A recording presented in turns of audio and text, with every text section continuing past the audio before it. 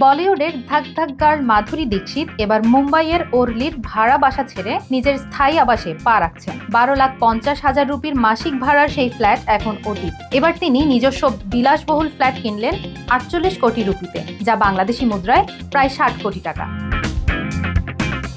মুম্বাইয়ের লোয়ার প্যারেল এলাকার এক অভিজাত বহুতলের 53 তলায় অবস্থিত এই নতুন ফ্ল্যাটটির আয়তন 5,384 স্কয়ার ফুট। থাকছে আরব সাগরের অপূর্ব দৃশ্য আর 7টি গাড়ি পার্কিংয়ের সুব্যবস্থা। 2023 সালের 28 সেপ্টেম্বর ফ্ল্যাটের দলিল সম্পন্ন করেন মাধুরী, যা কিনেছেন ক্যালিস ল্যান্ড ডেভেলপমেন্ট প্রাইভেট লিমিটেডের কাছ থেকে। স্বামী ডাক্তার শ্রীরাম নেনে ও সন্তানদের নিয়ে এতদিন ভাড়া ফ্ল্যাটে থাকলেও এবার স্থায়ী ঘরে সংসার পাচ্ছেন বলিউডের এই চিরসবুজ অভিনেত্রী।